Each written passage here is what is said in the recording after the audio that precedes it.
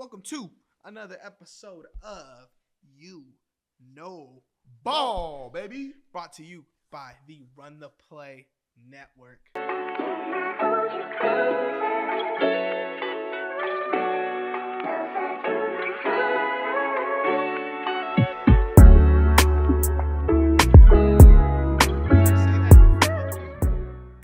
didn't say that in the football video. I missed the way you said it one time. You were like, network. Run the Play Network. In a way. I'm Anthony. To my right, I got my dog, number one real Laker fan here. Philly Phil in the building. Phil, how you doing, brother? Hey, I'm chilling. It's starting to get to finals over in school. Yep. So we trying to, graduate. Yeah. But I'm chilling, man. A little sad about the Lakers right now, but I tried to tell you. We're going to get to it. I tried to tell you. We're going to get to it, but we will. But first, everyone's favorite segment on the You Know Ball show. What made me mad? All right, let's hear it. This week, there was a lot of stuff that made me mad this week. I'm not going to lie. I narrowed it down to two things, okay? I don't know if we had this in the news or if I had this separately, but I put this here because this pissed me off. Mm-hmm. The Rudy Gobert seal play with Julius Randle. You know what I'm talking about? Oh, yeah. That made me so fucking mad. The way NBA Twitter talked about that shows that dudes are just fucking stupid, bro. Like, I just fucked up the video getting pushed on YouTube by cussing right away. But people are so, like, Rudy was wide open for 5 seconds, bro, and didn't get the ball. Of course he's going to be fucking mad about it, dumbass. Like, I get it. What did you think about that? All right, so I understand why he was mad because low-key, it's probably because of the playmaker in my mind. I see a small dude on somebody, instantly I'm throwing that. Yeah. But, like, I guess, like, I can see why people are mad because, like, he's down there. Yeah, he's not getting the ball, and then he's walking slowly out of the key. Now, I would understand if it was, like something else, but it felt like maybe in that situation, because I think it happened in the fourth quarter, and then the way 5 minutes left, and the way Ant reacted, because people just dick ride whatever Ant says. Whatever Ant says goes. That's what I'm thinking. Bro, star player got mad. He is wide open in the paint, bro. Like, damn it. Scotty Barnes was on him. Scotty Barnes was under the backboard. Like, he was gone. He's out the play. Yeah. The 3-second violation was not on Rudy Gobert. That was on Julius Randle for not giving him the ball, bro. If he gives him the ball, that's a layup. That's not a violation. Whether he makes it or miss it. Because I know there's arguments that, like, Rudy ain't the best finisher in basketball. He's not a really offensive player, and I'm cool with that. As a Rudy dude, and I'm a Julius Randle guy. I said that the Timberwolves won the trade originally. I don't know if I still believe that. But I'm a Julius Randle guy, bro. That was just a mess. Bro, you said you're looking at it from a playmaker's perspective, right? Yeah. If a dude is 0 for 5 in the corner and I'm playing basketball and he's wide open in the corner, I'm passing him the ball. Yeah. Like, that's just Josh Eastman, wide open in the corner when I'm fucking playing ball. I'm giving him the ball every single fucking time. I'll sacrifice that because if he's shooting the ball, he's going to be in the game. He's going to want to play. That's the mentality you have. If I'm wide open. Also, this is water. Just letting you know. Water. I got one too. We got water. My bad. Continue. If I'm fucking wide open in the paint and I don't get the ball, I don't want to play anymore, bro. Like, I'm playing with a ball hog. That's just lame to me. That's just how I feel. But what really made me mad, bro, was your fan base this week. End of this week, okay? And I just want to preface this by saying, bring it on. I feel like you've gotten so much better as a Laker fan, where you're a real Laker fan now. Like, I've been a real Laker fan. You've been a real Laker fan, but you're not a dick rider no more. I've never been like, let's be for real. I'll be hype about stuff. No, I'm saying, like, we'll be talking. Let me finish. I'll be talking about, like, a passer, and you'll be like, he passes like LeBron. I'll be talking about a defender. You'll be like, he defends like LeBron. I'm talking about a shooter. He shoots like Dalton Connect. Like, wait a minute. That's what I'm saying. I feel like there's definitely clips of that where you be gassing Laker dudes, which is perfectly fine. All right. Perfectly fine to do that, but that's just like, I feel like you're leaning more towards a basketball fan than a Laker fan. Yeah. Maybe that wasn't the case last season. Would you agree? I mean, I feel like I was a little fair. You were a little. I feel like I was a little fair because, like, there was times I was angry at them. There was times when I was getting hype. But yeah, I feel like it's just because I know what type of BS is gonna happen. The Lakers went on a 5-game win streak last week. Yeah. And motherfuckers Well, acted game. like they were gonna win the championship. Motherfuckers were talking crazy about the Lakers after they beat the Jazz. Yeah. After they beat the Jazz, bro. The Dalton Connect Rookie of the Year text after one game, bro. And that's the shit I don't fucking like, bro. Like, I don't get what the... It's cool to be hyped. Like, Dalton Connect hoop tonight. Don't be calling him Rookie of the Year after a game. That's some lame ass shit. That's glazing. Bottom line glazing, bro. Man, Laker fans. I was gonna joke around about it, like low key. I was gonna be like, "Yeah, Dalton for Rookie of the Year," but he's not gonna win it. He's not gonna get the minutes like everybody else is getting. I went to look at the group chat because I remember reading the group chat that night, and I was kind of pissed off. I went and looked at the group chat. All you said was Dalton motherfucking Connect, because he was making them threes, which is fine. That's a fucking fair thing to say, but don't be saying Rookie of the Year, DK, all this. He's great, bro. I fucking love. He was my number 2 player in the draft. I said he was a great fit for you guys when you got him. Mm-hmm. Let's chill though. Let's chill. Yeah. Chill on hype. Like, just be happy. Be like, oh, he's a great shooter. Don't be like Rookie of the Year. All that bullshit. Like, why are we lying? Why? He's probably not even top 5 right now, if we're being realistic. I mean, in one thing I was seeing, they have him top 5 in the Rookie of the Year race. I feel like because of the hype. Yeah. Like, if I'm being honest, I get he had one great game. His numbers are very boosted from that one game. Yeah. But I don't think he's had a better season than Sarr as a rookie. I think Sarr has been a defensive monster every single game he's played in. Jared McCain and Connect, there's no conversation between those two, if we're being honest. Jalen Wells, I'm not a big Jalen Wells guy, but he has been consistent every single fucking game he's played. Like, there's just dudes that... Edie, he has foul issues, sure, but Edie has been great. Donovan Clingan has been great. Awesome. Donovan Clingan has been phenomenal, bro. He's been awesome, man. So just stop. Because it's an LA dude, you don't have to dick ride him. Dick ride basket. There's 30 other fucking teams in the league. Please. But we can get to the news now. We can get to the news now. Oh man, let's get it. Let's start. There was 2 kind of huge things that happened in the NBA this week. Yeah. That I wanted to get to off the rip. Mm-hmm. This new All-Star format is very interesting to me. Let me scroll down to it real quick. 4-team All-Star format. 3 All-Star teams and a Rising Stars team. Each team has 8 players. They play 2 games to 40. The championship game is going to be to 25. So it's pretty much a tournament setting. Mm-hmm. The Rising Stars is going to have G League players. The quicker games like incentivizes the NBA players to go a little harder. Yeah. I like it. You like it? I like it, bro, because I feel, I'm not going to lie, I have not watched an All-Star game fully since, like, they were in New Orleans. Yeah.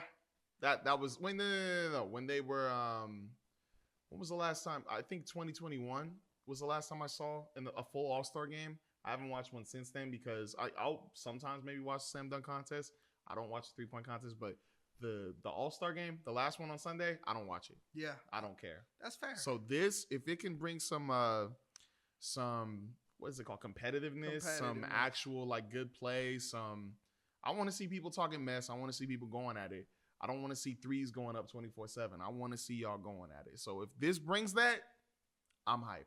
Yeah, I'm actually going to watch this all the way through. I think the Rising Stars are going to be going hard. I think they should be in the first game because if they go out there and kind of set the tone and beat like one of the All-Star teams, then like the other side's going to be like, we got to beat these motherfuckers. At least that should be what the mentality is. I don't know what the mentality is. No, it better be the mentality. That's what it is. I think another thing I kind of would want to see is I really like how the MLB does their All-Star game where every team gets an All-Star.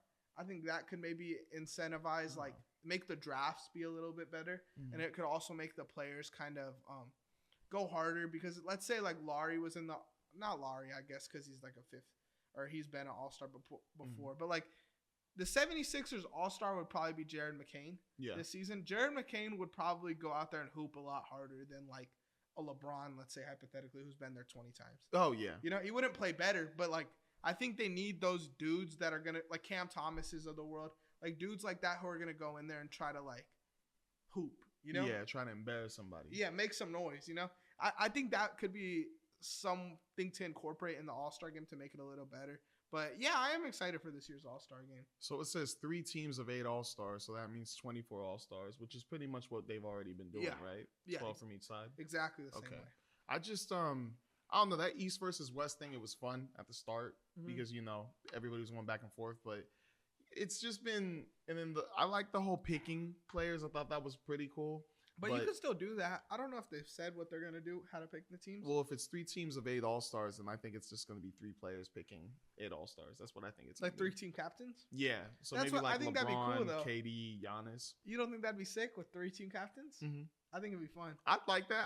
I think it would be. Wait, so then, what about the other teams? The other team's gonna be the Rising Stars. So okay. So then, whatever was selected. Because I think Friday the Rising Stars play the tournament, which I actually enjoy watching. I watch that. Oh yeah, that one's fun to watch. That shit is fun. So whatever team wins that would play on Sunday. And that's cool too, because then wait, oh snap, the Rising Star. Like, think about that now. Like they could take out an All-Star. They could make some beef with an All-Star. That's what I'm saying. Rising Stars versus All-Stars. That's what they should call it. And they could get like a Wemby in there, a Chet in there. Like, there's names that could play in that game. Well, I mean, Wemby might be an All-Star this year. I know. And that's another thing that I think would be weird. Because maybe, I'd hold Wemby back so that we could show off this new format. Like, have him play on one of these Rising Stars teams, and hopefully he wins. Or Chet.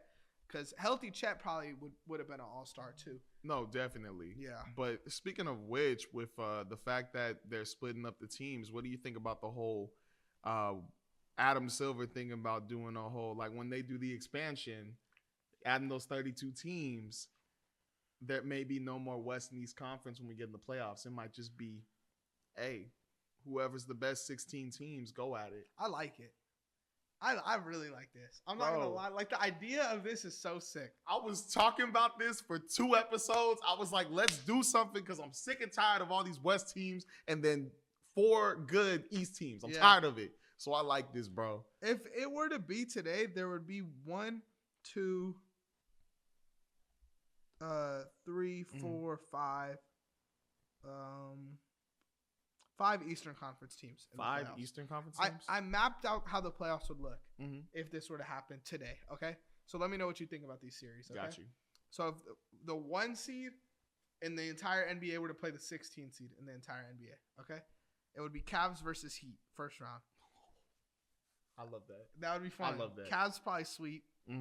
Celtics versus Wolves. I like that too. That'd be a fun series. Edwards versus Tatum. Yeah, and starting 5.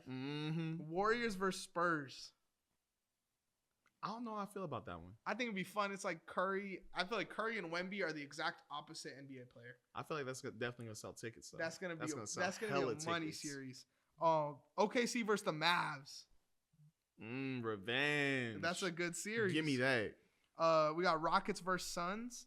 Could be a cool little series. Maybe that's the most skippable one here. I think that would be fun though because it's like I feel like it'll be like, can Nurkic lock up Şengün, and then who's guarding KD? I feel like that'd be a fun series. It'd be fun. It'd be like kind of like the Timberwolves series last year, where it's like the young players versus like the Suns. Yeah. We have Phil's Lakers versus producers Knicks. Yeah, we losing. We losing. We losing. Damn, no confidence. Maybe it'll be fun though, because we'll play in the Garden and it's gonna be fun. Yeah, you enjoy it for now. That would be a money making series for sure. Make a trade. Because we would probably never get a Lakers Knicks NBA Finals. Oh yeah, like ever. Magic versus Grizzlies. That'd be fun. Like that'd healthy. Be really fun. Franz Paulo, Ja Morant, Desmond Bane, Jaren. Like that. Magic whooping them though. Jalen Suggs. I think that'd go to 7. Nah, Magic whooping them. I think that would go to 7. They got a better defense. They play stronger. They play in control. They're disciplined. Magic beating the Grizzlies, bro. Hey, I'm just saying. I think got you. Grizzlies have a better roster though. They deeper, but Magic they got locked down. They got the lockups. They got the locks for sure. But the Grizzlies have a former defensive player of the year. So let's keep that in mind. Yeah, let's see what he does against Paolo. Clippers versus Denver would be the last series. Ooh. If Kawhi was there, that would be a fucking fun-ass series. That would be a really good series. The 3-1 revenge. The Flippers are doing a little better right now, too. They're hoping. But I just think it gets rid of the whole, the East sucks thing. Yeah. Like, that conversation isn't there. Only thing I feel like this would hurt is I like the play-in a lot, bro.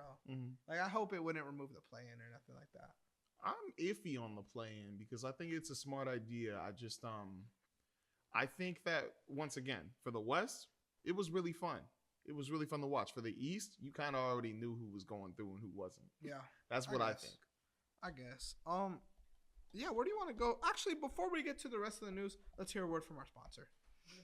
We want to give a huge shout out to Boom Fantasy for sponsoring this video. Boom Fantasy is a betting app like no other. They have a pick and spin feature where you place your 2-leg parlay in and then you spin a wheel.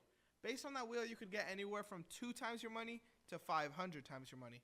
However, this week from November 25th to December 2nd, it's spins giving. So if you spin the wheel, you could get 3 times your money to 1,000 times your money. A $20 bet could win you $20,000. Only 2 legs. I know the betting app you use right now, 2 legs gives you 3 times your money. So why not take the risk and shoot for 1,000 times your money? And if you use code RTP, you will get a risk-free bet up to $100. Just please promise me you're going to gamble responsibly. Let's get back to the video. All right, Phil. All right, so you know what? Where do you want to go? I want to go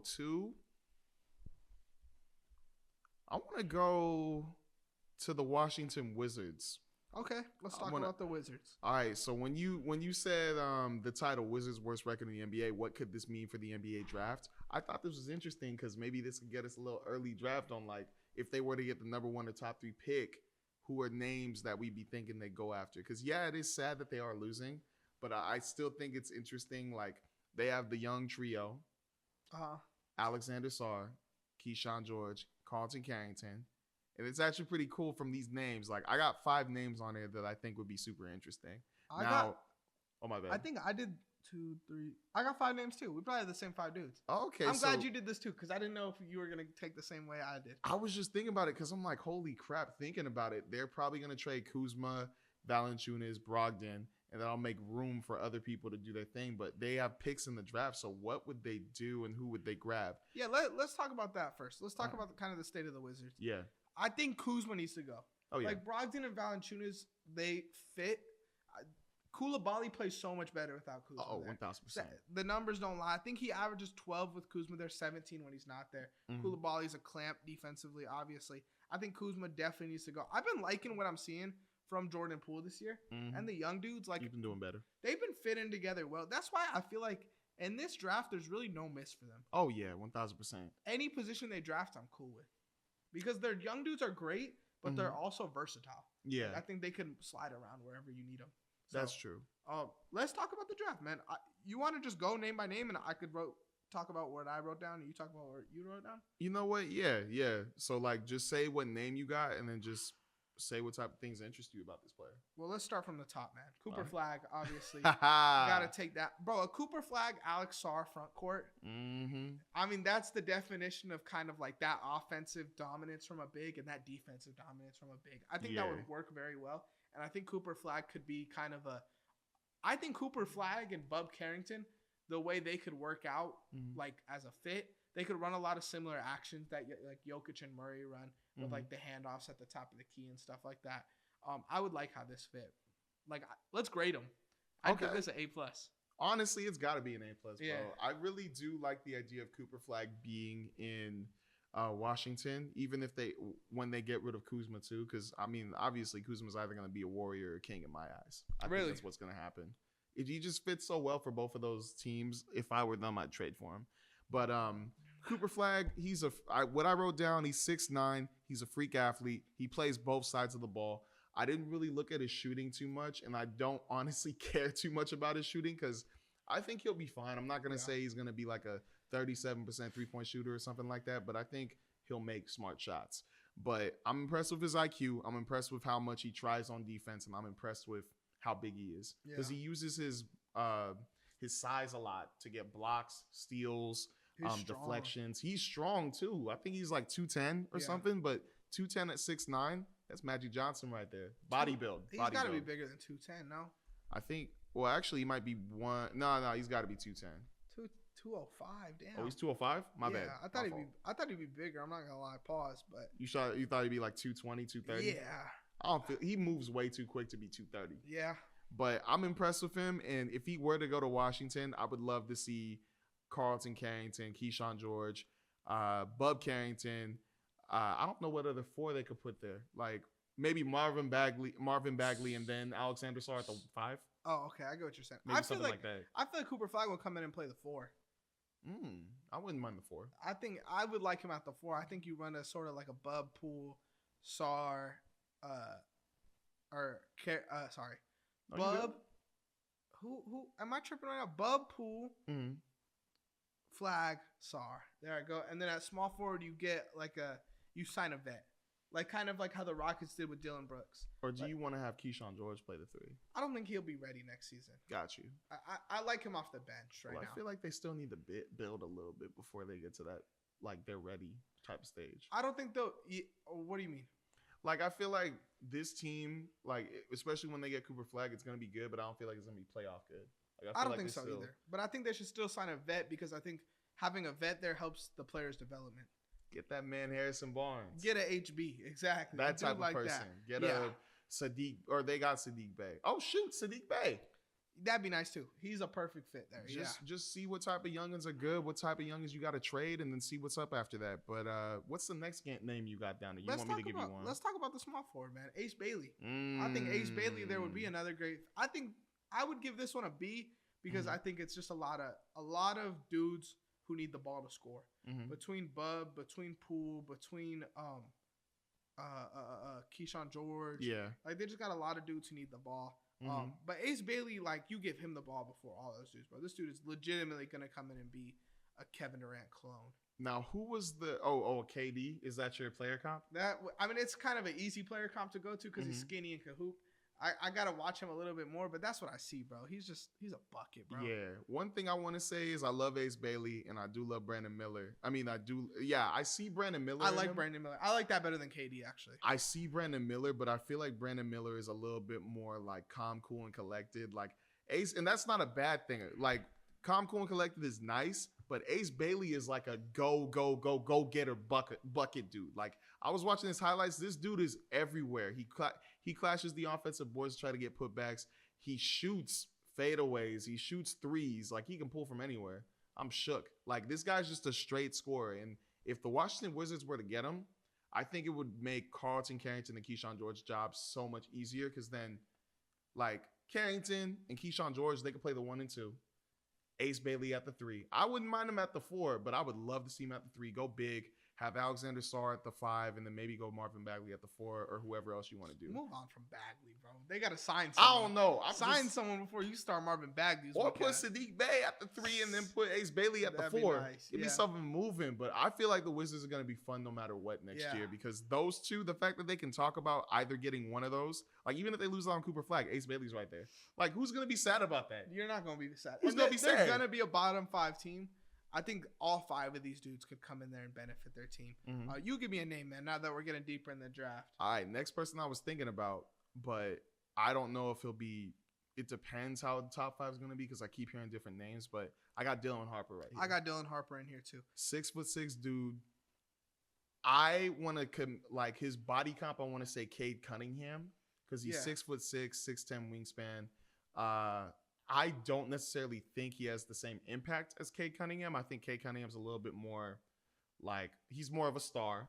I think that Dylan Harper is still going to be really good. Dylan Harper, I think, is more of a better point guard. Yeah. Cade is a bucket. Cade can do all the point guard things, but Dylan Harper, I mean, he could score, sure, but I think is not a better playmaker, but he'll develop to a better playmaker. That's what I was thinking about. Because when I was watching him, I mean, he moves the ball, but it's not like I don't know. I don't see him like a Cade Cunningham move the ball type person, like being in full control of the offense. I think he's a good scorer, though, and I feel like he does a really good job of impacting everywhere. Because I seen a couple of stats where he had like 7 rebounds, 8 rebounds. So he's all over the place, but I didn't see high on assists.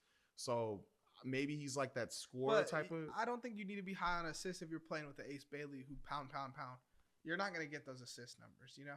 It's kind of – Rutgers is pretty much just Dylan Harper and Ace Bailey. Yeah. So, like, to make plays with those dudes is going to be a lot harder because Ace Bailey is, like, he's not a catch and shooter. I think that's where Brandon Miller probably has the edge on him because Brandon Miller could play more in the flow of the offense.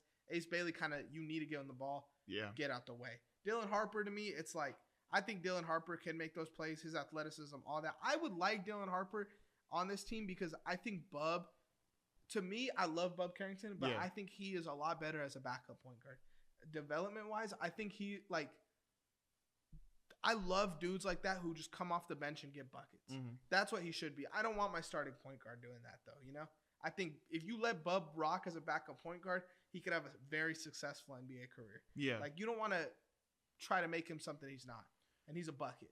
I was low-key kind of feeling the idea of having both of them start at the 1 and the 2. Yeah. I Like, mean, I get it, but well, because one of the combinations I'm starting to like a lot is what the Celtics do. They got Derek White and Drew Holiday at the 1 and the 2, and they were both starting point guard caliber players, but they figured out a way to just be role playing type. Well, Derek White's always been a role player, but Drew Holiday is now in that role where they're helping Jaylen Brown and Jason Tatum.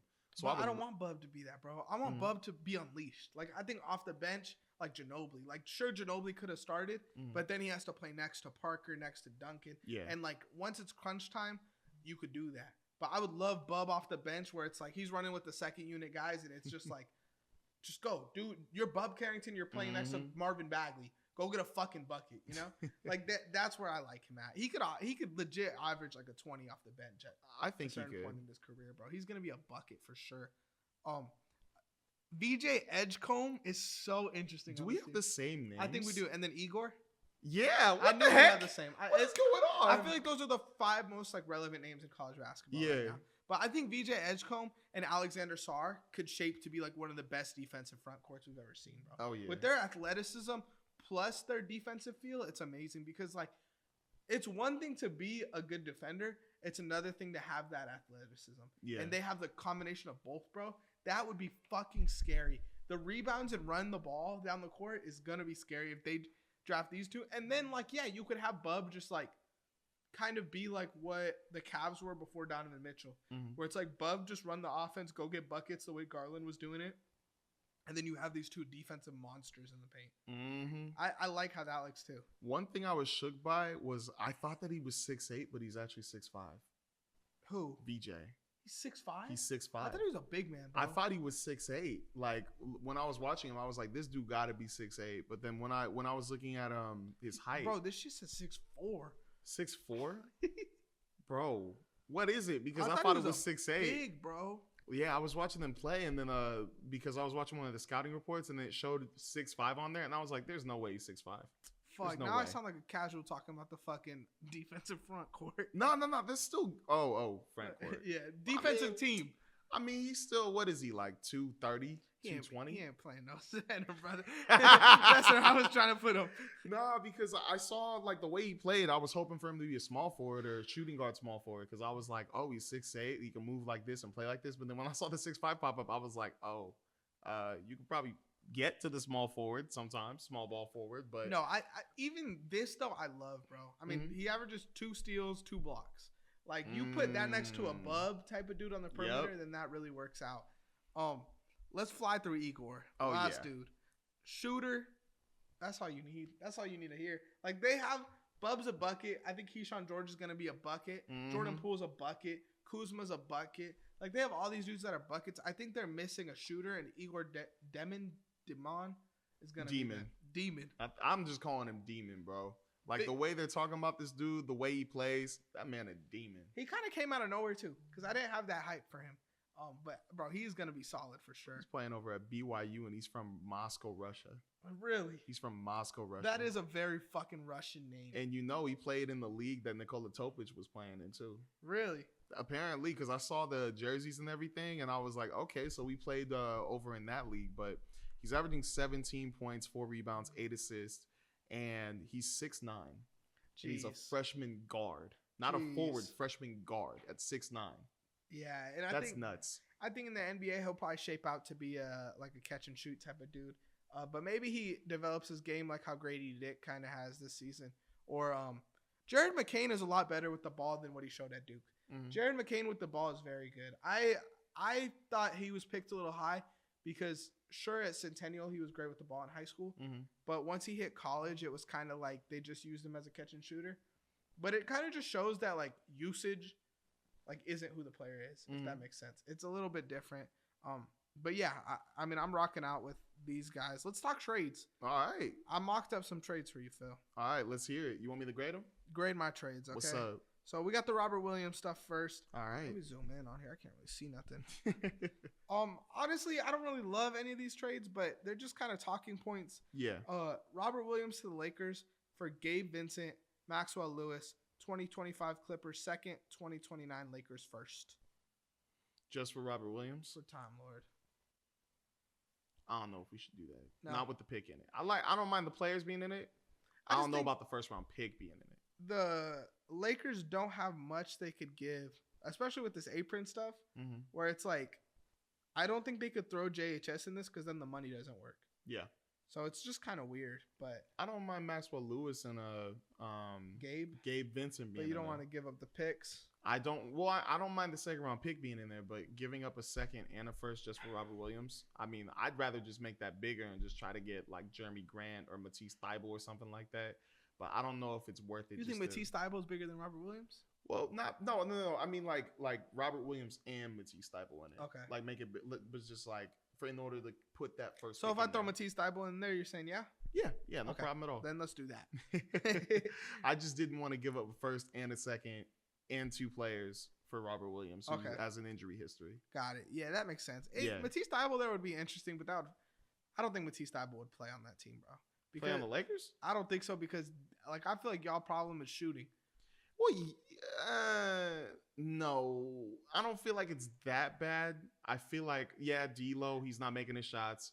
Gabe Vincent, definitely not making his shots. But I feel like the most important thing that we're having struggles with right now is defense. You're we right. are 25th. Can I take back what I said? Yeah, go for it. I think not the problem with the Lakers, but I think if you're on the Lakers, you need to be able to shoot. And that's the problem with Gabe Vincent. Yeah. At least Matisse Thybulle does bring that defense, but that's more what I meant. The problem is defense. I was gonna say I'll take a Matisse Thybulle in a second for Gabe Vincent if it was just straight up somehow. Yeah. But like because I know like with Gabe Vincent, he misses so many shots, man. And then on the other side, we were like, okay, he can lock up the best point guard though. He's not even doing that. That's the damn problem. So I mean, if we get Matisse Thybulle who can lock people up like that, I'll be fine with that. Yeah, that's true. Oh my bad. I'll let you continue. Let's go with the Kings. Getting Robert Williams, okay? So the Kings trade Robert Williams, or the Blazers trade Robert Williams for Kevin Huerter and a 2027 first. That doesn't sound too bad because Huerter's just for the money, really. Yeah, I don't think Kevin Huerter's been doing that good anyways, and he's been decent on defense this year. Actually. Oh yeah, well I feel like he plays pretty good defense. But I feel like he's been like, kind of like every time I watch a game, he surprises me. He makes a play. He ripped. Who'd they play last night? They played the Kings versus the who was it? I remember I was getting annoyed. Nets. He ripped. I think it was Schroeder or Cam Thomas on a drive. It's like, damn, okay, Kevin. Okay, Kevin Huerter. But yeah, it's more for the pick. It's I more. Like that. What do you think that does for the Kings? Like, you think that does anything as far as how you feel about them? I think that makes them bigger because. Like in the past, I know they got some people. They got DeMar DeRozan, but I know in the past they had a lot of guards. They got rid of Davion Mitchell, which I thought was a smart move because there was no reason to keep him if you were barely going to play him. Now he's thriving with the Raptors. I like him there. I think it's perfect. But getting Robert Williams after last year, I was always saying they need a backup center. Alex Len is not it. If you could switch out Sabonis for a bit for Robert Williams III, get you a good 15, 20 minutes. I say do it. I think that makes the team better. There's a benefit for sure, but I don't think I look at them different, if that makes sense. Like, I'm not like, oh, now they got Robert Williams, I'm jumping them a tier. I feel like maybe they're just better, like a little better. I also like Kevin Huerter to the Trailblazers. I do too. I think that helps those young dudes develop a little bit more. And you got to slowly move out a lot of those old guys there. The Pelicans were another team that we talked about making a trade for. But, bro, you can't make a trade for Robert Williams to the Pelicans. Like, either the Pelicans have to give up Herb Jones, which I don't think they're going to do, or to make the money match, they have to give up, like, Yves Messi, Jordan Hawkins, and Trey Murphy. Nah, you definitely You're don't not doing do all that. You definitely don't. But unless it's like a 3-team deal, which is possible too. I'm not mad about the Herb Jones thing, though.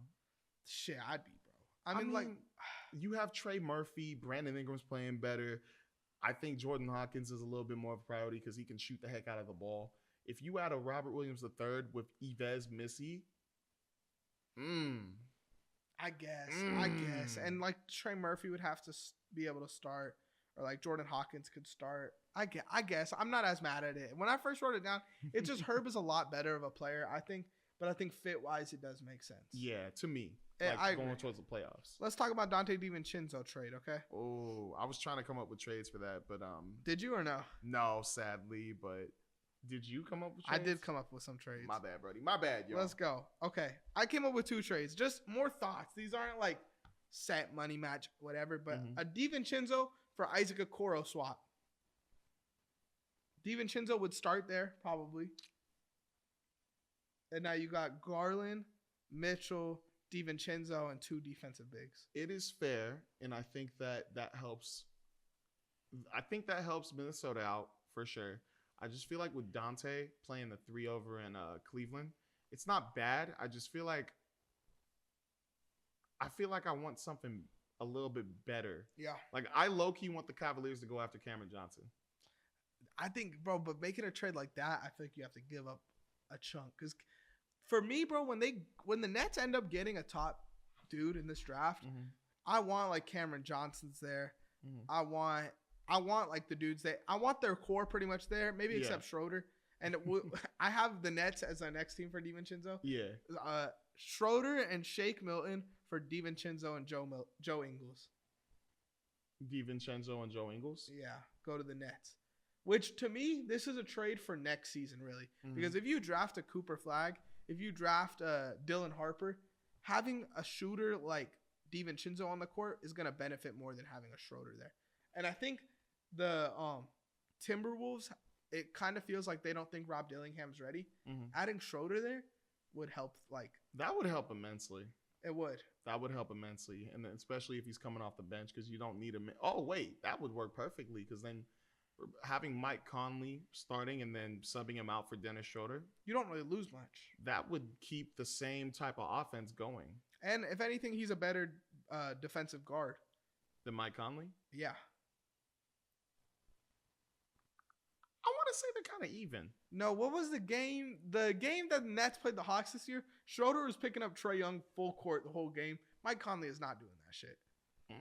Okay. You know what?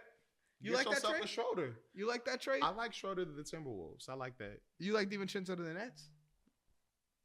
You know what? I'll rock out with that just in case. Depends on what they're doing with Cameron Johnson. But I feel like he'd ball out if he went to the Nets. I think it's more of like, I'm not expecting him to ball out. I'm more like, let's say hypothetically they somehow get Cooper Flag. Now your lineup is Cam Thomas, Dante DiVincenzo, Cam Johnson, Cooper Flag. Like, that is crazy spacing. If they get Cooper there with Dante, oof. That's crazy spacing. We'll have to come up with a nickname. Oh, facts. Them white boys going to be hooping, boy. Next up in the news, we could talk about the Kawhi Zion stuff. This makes me sad, man. It makes me sad, too. Kawhi's gone, injured, ineligible now for his NBA awards. Yeah, for his NBA awards. It reminds me of the Christian McCaffrey injury in the NFL, where it was like, oh, he's injured all of a sudden. He's going to miss a little bit of time. And then it's like, oh, now he's going to miss a month. Now he's gone for 2 months. Like, they're not really giving us anything. And I don't really think we're going to get anything, bro. He might miss the season because that's what the OG Clippers trainer said. Like, he should have been out for 2 seasons and he didn't play. You know? So I was just wondering about that because I'm like, he messed up his knee.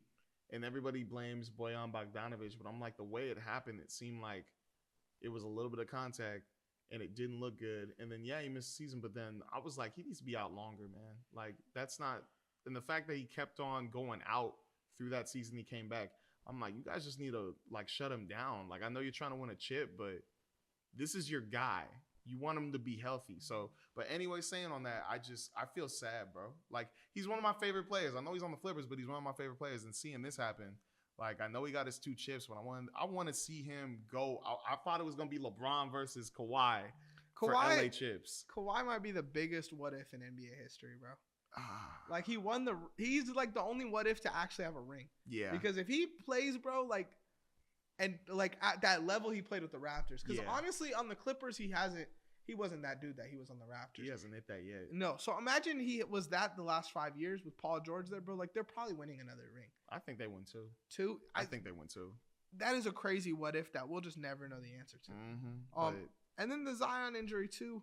That one worries me even more than the Kawhi injury. Bro. Yeah. Because he hasn't looked great. Like when he plays, he doesn't even look that amazing on the court. So he needs to ramp up, and he's just not going to be able to do that. DeJounte does come back, I think, the day you guys are watching this video, so make sure you turn into the Pelicans game.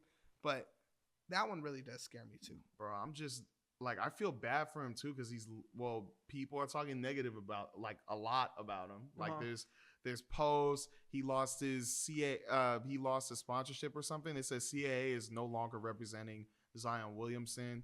I don't know what that's about. I don't know if it's like, oh, they ended the partnership, or if it's really about him getting hurt and not taking care of his body. But it's just sad, man. And even when NBA Central releases, Zion Williamson reportedly wanted to end up in New York when he was being drafted. I mean, Which was obvious. I think we all know he didn't want to be in New Orleans. Like, New Orleans was bad from the jump. But low key, I was thinking about this, and I was like, what would the teams look like in 2019, 2020 for the Knicks and the Pelicans? And so I kind of did the potential starters, and I want to like say it to you, and I just want to hear like what's your grade for this lineup, even though we all probably know because both of these teams suck. But anyways, for the Knicks, if Zion was here, this is my potential lineup: point guard Dennis Smith Jr., shooting guard Frank Nitty. I'm just gonna say him Nitty. Small forward Reggie Bullock, power forward Zion Williamson, center Julius Randle. What do we think? Bro, right now, I would give that like a D. But if this was 2019, bro, I loved Frank Diddy. I loved DSJ. Like, I would probably give that like a B. Like, I'd be like, oh shit, the Knicks are here. But I don't know. It'd be interesting because you have Zion and Julius Randle together. Yeah. Did they just get Julius Randle that year? I think so, yeah. 2019. Wait, no. They got him in 2018-19 because LeBron. Oh, wait, no, yeah, that was that year. My bad. So what if they probably ship off Julius Randle for something? Because you don't want Zion and Randle next to each other. I'm actually interested to see how that would go. Really? I feel like that'd be a tough, like, well, not tough, but that's a fast lineup. Because Zion, 6'6". That Julius would be Randle. I mean, 6'9". And then they're like, what, 250 pounds and plus? They're both good with the ball. That too. So I'm like, shoot, if you have Dennis Smith Jr. and Reggie Bullock outside with Frank Nitty playing lockdown defense, low-key, I feel like that could be a bruiser lineup. They just can't really shoot. I don't trust none of those dudes to knock down a shot. But Dennis Smith Jr., Zion, and Randle in a three-man weave on a fast break, that's dangerous. Bro, I'd be scared because then I'm looking around trying to see who's going to dunk it. Next thing you know, Julius Randle comes out of nowhere, throws a double alley-oop to stick in Zion. Zion throws it to Dennis Smith Jr. Boom! I'm just playing. Scary hours. What's the Pelicans lineup looking like? All right, the Pelicans in 2019-2020. My potential lineup. Did they draft someone here? No, this was the AD trade. Okay, so they keep AD or what's going on? This is Ingram and Lonzo are in the lineup. Okay, got it. Right. Let me hear the lineup. Point guard, Lonzo Ball. Shooting guard, Drew Holiday. Small forward, Brandon Ingram. Power forward, RJ Barrett. Center, Derek Favors. With Josh Hart coming off the bench. It's kind of small. I might bench RJ Barrett his rookie year if that's the case, and start Josh Hart. Well, yeah, because there's more experience there, but then you got the space. You got Drew, Lonzo. Like, that's a great defensive lineup. Derek Favors is a name I forgot about. I'm not gonna lie. Mr. Utah. I give that one a B. I like that lineup. I think that's a good defensive lineup. I think that gives Lonzo his best because he gets to clamp up on defense. Drew could play make, and obviously Lonzo can too. But Drew could take a lot of that off of Lonzo's shoulders. I actually kind of like this too because when I was looking at the lineups for the Pelicans, I saw a lot of Lonzo being out of the lineup, Zion being out of the lineup. So imagine if, for example, for this, if Lonzo was out of the lineup, they still have RJ Barrett, Brandon Ingram, Drew Holiday, and then you put Drew Holiday at the 1 and then Josh Hart at the 2. Damn, the Pelicans have just been deep forever, bro. That's what I'm saying. Low-key, I like this. I like that lineup. I like it. That's a sneaky playoff team for sure. Let's talk about, I think the last thing I had was Paul George. Let's talk about LaMelo's 50-point game first. Oh my gosh, man. So I rewatched this game twice actually to see what the fuck happened. It was a weird ass 50 because he had 10 points in the first half. He scored 40. He scored 40 in the second? Yeah. Yeah, it was Oh weird. My gosh. He averages 5 free throws per game. He made 11 this game. They lost. He just has the biggest green light like in the NBA, bro. I think he's taking Melo's nickname. How much did they lose by? like 7. It wasn't much. Oof. But they were down a lot at a certain point. They were down like 20, I think. So am I hearing a little swap, De'Aaron Fox for LaMelo Ball? Because he dropped 52 when they lost, or 60. He dropped 60 and they lost. So, I mean, I'll just play. I just thought that was interesting. Yeah, there's levels to this. It's definitely an interesting game, but the Paul George meeting is something that needs to be talked about, bro. Oh, man. Paul George, Podcast P, my brother, you have to chill the fuck out.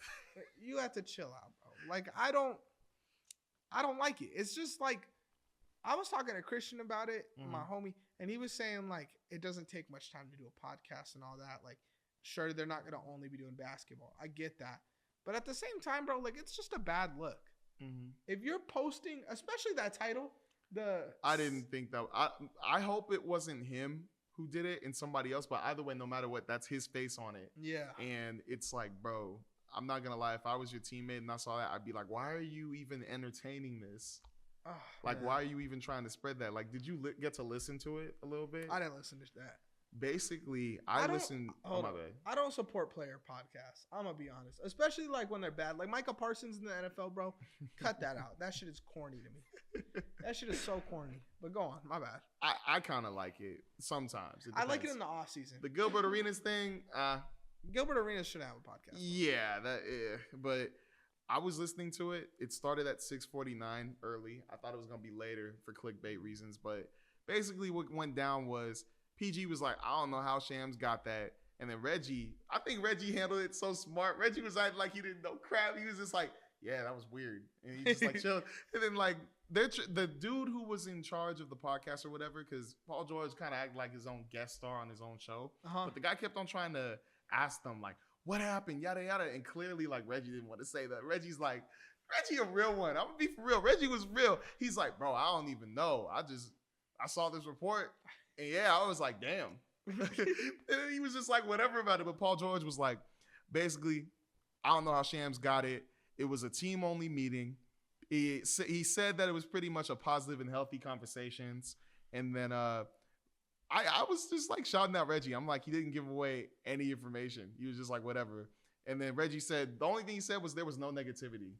But in the meeting? Yeah, there was no negativity in the team-only meeting. But the weirdest thing I thought was when the guy asked the question again, like, well, who was in this meeting? And PG was like, there were only people that were in the room who were supposed to be in that room. He was like, the dudes in the trenches. Or something like that, the right? dudes in the trenches. I was like, what does that mean? Does that mean that it's all players? Does that mean there were coaches? And they said it was a players-only meeting.